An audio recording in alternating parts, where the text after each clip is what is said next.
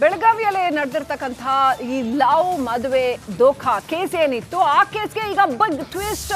ಯಾರು ವಿಷ ಕುಡಿಸಿ ಡ್ರಾಮಾ ಮಾಡಿಸಿದ್ನೋ, ಆ ಹೆಣ್ಣು ಮಗಳಿಗೆ ವಿಷ ಕುಡಿಸಿ ಡ್ರಾಮಾ ಮಾಡಿಸಲಾಗಿತ್ತು ಆ ವ್ಯಕ್ತಿ, ಆತನ ವಿರುದ್ಧವೇ ಈಗ ಹೆಣ್ಮಗಳು ಲೈಂಗಿಕ ದೌರ್ಜನ್ಯದ ಆರೋಪ ಮಾಡಿದ್ದಾಳೆ. ನವ ಜೋಡಿಯ ಜೀವನದ ಜೊತೆ ಜಾರಕಿಹೊಳಿ ಆಪ್ತ ಆಟ ಆಡಿದ್ನ, ಅಪ್ಪ ಎಂದವಳ ಮೇಲೆಯೇ ಲೈಂಗಿಕ ದೌರ್ಜನ್ಯ ಎಸಗಿದ್ದಾನ ಪೃಥ್ವಿ ಸಿಂಗ್. ಜಾರಕಿಹೊಳಿ ಆಪ್ತ ಅಂತ ಹೇಳಲಾಗಿದೆ. ಪೃಥ್ವಿ ಸಿಂಗ್ ಆತನ ವಿರುದ್ಧ, ಆತನ ಪುತ್ರನ ವಿರುದ್ಧ, ಇಬ್ಬರ ವಿರುದ್ಧ ಕೂಡ ಈಗ ಆರೋಪ ಕೇಳಿಬಂದಿದೆ. ಪೃಥ್ವಿ ಸಿಂಗ್ ಹಾಗೂ ಜಸ್ವೀರ್ ಸಿಂಗ್ ವಿರುದ್ಧ ಆ ಸಂತ್ರಸ್ತೆ ದೂರು ದಾಖಲಿಸಿದ್ದಾರೆ. ಖಡೆ ಬಜಾರ್ ಠಾಣೆಯಲ್ಲಿ ಇಬ್ಬರ ವಿರುದ್ಧ ದೂರು ದಾಖಲಾಗಿದೆ. ರಕ್ಷಣೆ ಕೊಡಬೇಕು ಅಂತ ಪೊಲೀಸರ ಮೊರೆ ಹೋಗಿದ್ದಾಳೆ ಸಂತ್ರಸ್ತೆ. ಅಪ್ಡೇಟ್ ಪಡ್ಕೊಳ್ಳೋಣ, ಪ್ರತಿನಿಧಿ ಮೈಲಾರಿ ಪಟಾತ್ ಕನೆಕ್ಟ್ ಆಗಿದ್ದಾರೆ. ಮೈಲಾರಿ, ಪೃಥ್ವಿ ಸಿಂಗ್ ಅವರ ವಿರುದ್ಧ ಆರೋಪ ಕೇಳಿ ಬಂದಿರತಕ್ಕಂಥದ್ದು, ಏನೆಲ್ಲ ನಡೆದಿದೆ ಈ ಹಗರಣದಲ್ಲಿ? ಪಾಪ ಹುಡುಗಿ ಮೇಲೆ ಇಲ್ಲ ಸಲ್ಲದ ದೌರ್ಜನ್ಯ ನಡೆಸಿದ್ದಾರೆ ಅನ್ನೋದಂಥದ್ದು ಮೇಲ್ನೋಟಕ್ಕೆ ಗೊತ್ತಾಗತ್ತೆ. ಏನೆಲ್ಲ ನಡೆದಿದೆ ಈ ಕೇಸ್ನಲ್ಲಿ? ಪ್ರಭಾವಶಾಲಿಗಳ ಪ್ರಭಾವ ಎದ್ದು ಕಾಣ್ತಿದೆ, ಏನೆಲ್ಲ ಆಗಿದೆ?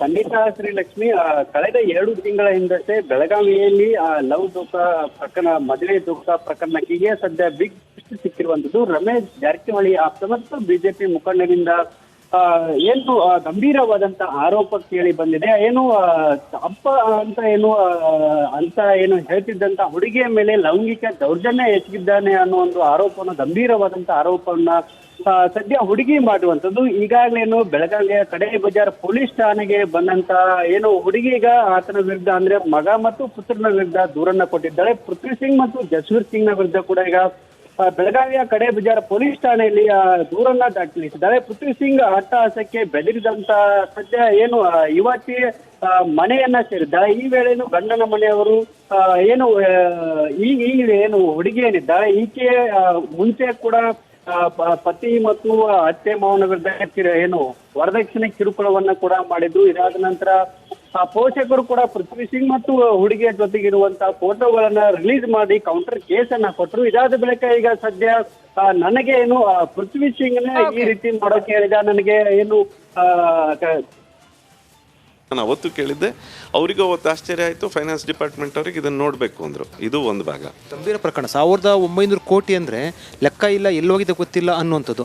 ಸೊ ರಾಜ್ಯಪಾಲರಿಗೆ ಏನಂತ ನೀವು ಮನವಿ ಮಾಡಿದ್ದೀರಾ, ದೂರ ಕೊಟ್ಟಿದ್ದೀರಾ? ನಾನು ಕೇಳ್ತಾ ಇರೋಂಥದ್ದು, ಇದರೊಳಗಡೆ ನೇರವಾಗಿ ಫೈನಾನ್ಸ್ ಮಿನಿಸ್ಟ್ರು, ಇವತ್ತಿನ ಫೈನಾನ್ಸ್ ಮಿನಿಸ್ಟ್ರು ಸಿದ್ದರಾಮಯ್ಯನವರು ಇದಕ್ಕೆ ಉತ್ತರವನ್ನು ಕೊಡಿಸ್ಬೇಕು. ಆ ದುಡ್ಡು ಜನಸಾಮಾನ್ಯರ ದುಡ್ಡು, ಆ ದುಡ್ಡು ಎಲ್ಲೋಗಿದೆ ಅನ್ನೋವಂಥದ್ದನ್ನು ಒಂದು ತಿಳಿಸ್ಬೇಕು.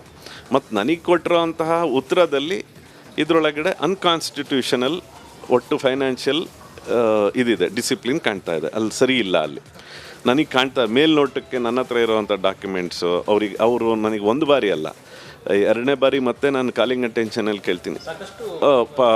ಪತ್ರ ವ್ಯವಹಾರವನ್ನು ಮಾಡಿದ್ದೀನಿ. ಈಗಾಗಲೇ ನಾನು ಈಗ ಇವರಿಗೂ ಕೊಟ್ಟಿದ್ದೀನಿ, ಅಕೌಂಟೆಂಟ್ ಜನರಲ್ಲಿಗೂ ಕೊಟ್ಟಿದ್ದೀನಿ.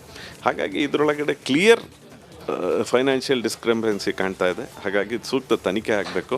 ಇದರೊಳಗಡೆ ಯಾರೇ ಇದನ್ನು ಮಿಸ್ಯೂಸ್ ಮಾಡಿದರೆ, ಆ ಫಂಡನ್ನು ಮಿಸ್ಯೂಸ್ ಮಾಡಿದರೆ, ಯಾಕಂದರೆ ಸಣ್ಣ ಮೊತ್ತ ಅಲ್ಲ, ಭಾಳ ದೊಡ್ಡ ಮೊತ್ತ. ಹಾಗಾಗಿ ಸೂಕ್ತ ತನಿಖೆ ಆಗಬೇಕು ಅಂತ ಗವರ್ನರಲ್ಲಿ ಕೇಳಿದ್ದೀನಿ. ಕ್ಯಾಮರಾ ಪರ್ಸನ್ ಮಧು ಜೊತೆ Vijay journal, Republic TV, Bengaluru. ಅನುಮತಿಯ ಬೆನ್ನಲ್ಲೇ ಇದೀಗ ದೆಹಲಿಯ ಅಂಗಳಕ್ಕೆ ಸಿದ್ದರಾಮಯ್ಯನವರ ಆರೋಪದ ವಿಚಾರ ಬಂದಿರತಕ್ಕಂಥದ್ದು. ಇಲ್ಲಿ ಬಹಳ ಪ್ರಮುಖವಾಗಿ 3 ಸಭೆಗಳು ನಡೆಸುವಂತಹ ಎಲ್ಲ ಸಾಧ್ಯತೆಗಳು ಕೂಡ ಇದೆ. ಮೊದಲಿಗೆ ಸಿದ್ದರಾಮಯ್ಯನವರು ಈಗಾಗಲೇ ದೆಹಲಿಗೆ ಆಗಮಿಸಿರುವಂಥದ್ದು. ಸಿದ್ದರಾಮಯ್ಯನವರ ಜೊತೆ DK ಶಿವಕುಮಾರ್, ಹಾಗೆಯೇ ಪರಮೇಶ್ವರ್ ಸೇರಿದಂತೆ ಹಲವು ನಾಯಕರು ಕೂಡ ದೆಹಲಿಗೆ ಆಗಮಿಸಿರುವಂಥದ್ದು. ಇಂದು ಸಂಜೆ 4:30ಕ್ಕೆ ಸರಿಯಾಗಿ ಏನು AICC ಕಚೇರಿಯಲ್ಲಿ ಸಭೆಯನ್ನು ನಡೆಸಲಾಗುತ್ತೆ. ಈ ಸಭೆಯಲ್ಲಿ ಅಂದರೆ AICCಯ ಅಧ್ಯಕ್ಷರಾದಂತಹ ಮಲ್ಲಿಕಾರ್ಜುನ ಖರ್ಗೆ ಹಾಗೆಯೇ ರಾಹುಲ್ ಗಾಂಧಿ ಸೇರಿದಂತೆ ಹಲವು ನಾಯಕರು ಕೂಡ ಈ ಒಂದು ಸಭೆಯಲ್ಲಿ ಭಾಗಿಯಾಗ್ತಾರೆ. ಸಭೆಯಲ್ಲಿ ಈ ಒಂದು ಮೂಢ ಹಗರಣದ ಆರೋಪಕ್ಕೆ ಸಂಬಂಧಪಟ್ಟಂತೆ ಏನೆಲ್ಲ ಚರ್ಚೆಗಳಾಗಿದೆ ಅದರ ಸಂಪೂರ್ಣ ಚರ್ಚೆಗಳು ಕೂಡ ಈ ಒಂದು ಸಭೆಯಲ್ಲಿ ಆಗುವಂತಹ ಸಾಧ್ಯತೆ ಇದೆ. ಯಾಕಂದರೆ ಈಗಾಗಲೇ ಪ್ರಾಸಿಕ್ಯೂಷನ್ಗೆ ಅನುಮತಿ ಕೊಟ್ಟಂತಹ ಸಂದರ್ಭದಲ್ಲಿ ರಾಜ್ಯದಲ್ಲಿ ಏನು ನ್ಯಾಯಾಲಯದಲ್ಲಿ ಕೇಸ್ ಕೂಡ ನಡೆದಿರ್ತಕ್ಕಂಥದ್ದು. ಈ ಒಂದು ಕೇಸ್ನ ಸಂಬಂಧ ಈಗ 29ಕ್ಕೆ ಏನು ಮುಂದಿನ 29ಕ್ಕೆ ಏನು ಕೇಸನ್ನು ಮುಂದೂಡಲಾಗಿದೆ. ಆ ಪ್ರಕರಣದ ವಿಚಾರವಾಗಿ ಯಾವೆಲ್ಲ ನಿಟ್ಟಿನಲ್ಲಿ ಅಂದರೆ ಲೀಗಲ್ ಟೀಮ್ನ ಜೊತೆಯಲ್ಲಿ ಯಾವ ರೀತಿಯಾದಂತಹ ಮಾತುಕತೆಗಳನ್ನು ಆಡಬೇಕು, ಏನೆಲ್ಲ ಪ್ಲಾನ್ಗಳನ್ನು ಮಾಡ್ಕೊಳ್ಬೇಕು ಎನ್ನುವಂತಹ ನಿಟ್ಟಿನಲ್ಲಿ ಸಾಕಷ್ಟು ಚರ್ಚೆಗಳು ಕೂಡ ಆಗುತ್ತೆ. ಇದರ ಜೊತೆಗೆ ಏನು AICCಯ ಸಭೆಯ ಜೊತೆಗೆ ಮತ್ತೊಂದು ಸುತ್ತಿನ ಮಾತುಕತೆಯನ್ನ ಈ ಒಂದು ಲೀಗಲ್ ಟೀಮ್ ಜೊತೆ ಅಂದ್ರೆ ಏನು ಕಾಂಗ್ರೆಸ್ನ ಲೀಗಲ್ ಟೀಮ್ ಜೊತೆ ಕೂಡ ಸಿದ್ದರಾಮಯ್ಯನವರು ಚರ್ಚೆ ನಡೆಸಿದ್ದಾರೆ ಎನ್ನುವಂತಹ ಮಾಹಿತಿ ಕೂಡ ಸಿಗ್ತಾ ಇದೆ. ಇದರ ಜೊತೆಗೆ ಇಲ್ಲಿ ಬಹಳ ಪ್ರಮುಖವಾಗಿ okay, thank you Natesh details ಆಗಿ.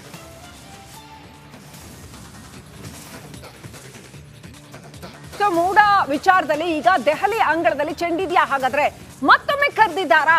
ಸಿಎಂ ಸೇರಿದಂತೆ DCM ಸೇರಿದಂತೆ ಬಾಕಿ ಎಲ್ಲ ನಾಯಕರುಗಳು ಕೂಡ ದೆಹಲಿಗೆ ಹೋಗ್ತಾ ಇದ್ದಾರೆ. ಮೇನ್ ನಾಯಕರು ಯಾರಿದ್ದಾರೆ 100 ಪುಟಗಳ ದಾಖಲೆ ರೆಡಿ ಮಾಡಿಕೊಂಡು, ಅಂದ್ರೆ ಮುಂದಿನ ಹೋರಾಟದ ರಣತಂತ್ರವನ್ನ ರೂಪಿಸೋದಕ್ಕೆ ಹೋಗ್ತಾ ಇದ್ದಾರಾ ಅಥವಾ ಇನ್ನೂ ಇವರಿಂದ ಹೆಚ್ಚಿನ ವಿವರಣೆಯನ್ನೇನಾದ್ರೂ ಹೈಕಮಾಂಡ್ ನಾಯಕರು ಕೇಳ್ತಾ ಇದ್ದಾರಾ? ಯಾಕಂದ್ರೆ ಆರೋಪಗಳಂತೂ ಅನ್ಡಿನಯಬಲ್ ದಾಖಲೆಗಳು, ಆರೋಪಗಳು ಕಂಡುಬಿಟ್ವು ಸಿದ್ದರಾಮಯ್ಯನವರ ವಿರುದ್ಧ. ಈ 3 ಜನ ದೂರುದಾರರು ಏನಿದ್ದಾರೆ ಇವರು ಮುಂದಿಡ್ತಾ ಇರ್ತಕ್ಕಂಥ ದಾಖಲೆಗಳು, ನಿಮ್ಮ ರಿಪಬ್ಲಿಕ್ ಕನ್ನಡ ಮುಂದಿಡ್ತಾ ಇರ್ತಕ್ಕಂಥ ದಾಖಲೆಗಳು, ಹೀಗೆ ಅನೇಕ ದಾಖಲೆಗಳು ಸಿದ್ದರಾಮಯ್ಯನವರ ವಿಚಾರದಲ್ಲಿ ಸಾಕಷ್ಟು ಆರೋಪಗಳಿಗೆ ಕನ್ನಡಿಯನ್ನ ಹಿಡಿತಾ ಇದೆ. ಅತ್ಯಂತ ಸ್ಪಷ್ಟವಾಗಿ ಕೈಗನ್ನಡಿಯಾಗಿದೆ.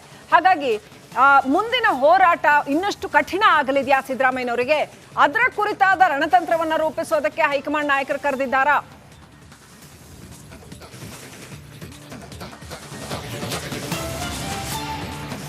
ಬ್ರ್ಯಾಂಡ್ ಬೆಂಗಳೂರು ಇದಕ್ಕೆ ನಾನಾ ಅರ್ಥಗಳನ್ನು ಇವತ್ತು ಕಲ್ಪಿಸ್ತಾ ಇದೆ.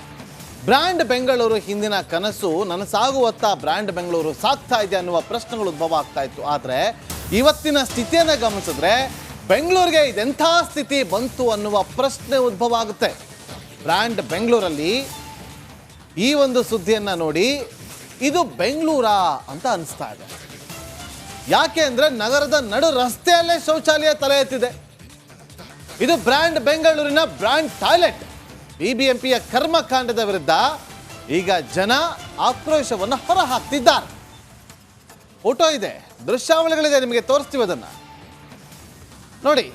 ಎಲ್ಲಿ ಆ ಫುಟ್ಪಾತ್ ಮೇಲೆ ಮರದ ಪಕ್ಕದಲ್ಲಿ ಈ ರೀತಿಯಾಗಿ ಶೌಚಾಲಯ ಇರುವಂಥದ್ದು. ಇದು ಬ್ರ್ಯಾಂಡ್ ಬೆಂಗಳೂರು. ನೀವು ನೋಡ್ತಾ ಇರೋದು ಬೆಂಗಳೂರು ದೃಶ್ಯನೇ. ಬೆಂಗಳೂರಿನ ದೃಶ್ಯವನ್ನು ನೀವು ಗಮನಿಸ್ತಾ ಇದ್ದೀರಾ. ಎಲ್ಲಿ? ಜಯನಗರದ ಬಳಿ ನಡು ರಸ್ತೆಯಲ್ಲಿ ಶೌಚಾಲಯ ಇದೆ. ಇವತ್ತು ಇದನ್ನು ಯಾರಾದರೂ ನೋಡಿದಿದ್ರೆ ವಿದೇಶಿಗರು ಬಂದು ಅದು ಬೇರೆ ಥರದೇ ಸುದ್ದಿ ಆಗ್ತಾ ಇತ್ತು.